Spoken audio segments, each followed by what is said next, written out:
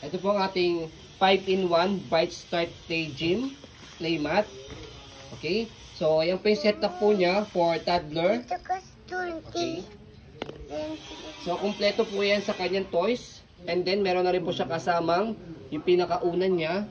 And then, ayan yung hawak ng baby namin. Plus, may mga balls pa po siyang kasama. And then, yung kanyang bag. Ito. Bag ng ball. May lagayin, tapos may bag ng ball. Okay? So, ganyan po yung setup po niya pag for toddler. Okay? Yan, shoot yung mga ball dyan. Plus, sa pag-setup po nitong stand niya, ayan, shoot nyo rito. And then, meron naman siyang color pattern. Color yellow. Tapos yung isa, color gray.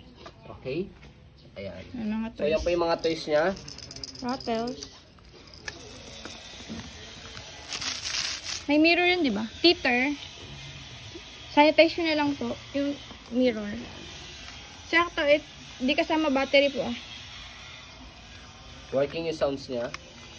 Yan. Daddy, galawin mo anak.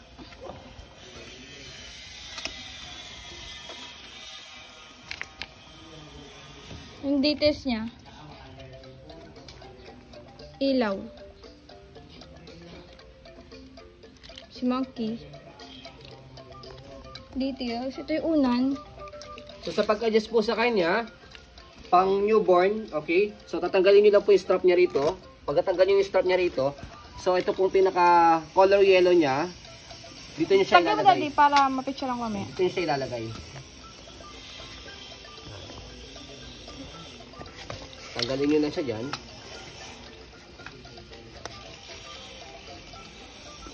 And then dito. Kasi pag newborn, dapa-dapa pa lang yan eh. Okay. Na-wash na din yan.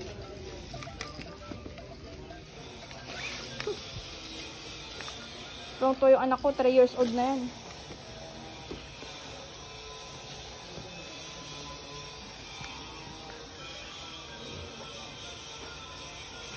Shoot na lahat ng bola.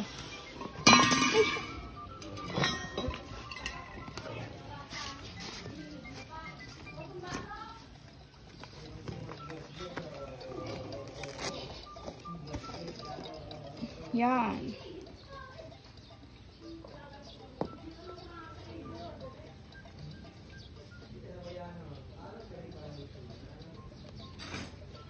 Kung galaw na, si daddy gagawa. Wala naman siyang stain na discoloration.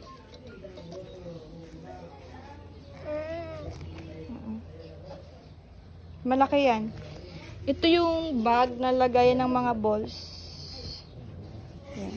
Kaya pwede mo siyang idalhin kung mag-out of town kayo, gagala kayo, mag-hotel kayo.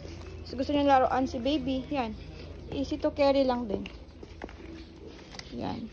Laki niya, no? Kung newborn. May animals. Ano animals to, nak? What's this one? Anaya? Tiger. Ha, tiger? Lion ata to eh. Ito. Elephant. This one.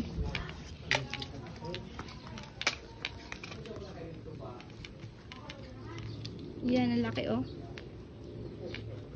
Tuwa yung baby niya dito.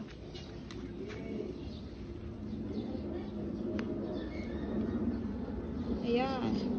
Yan na yung setup ng pang newborn. Kaya siya 5-in-1 kasi pwedeng bola, pwedeng tanggalin to. Hangs. Ano, daddy?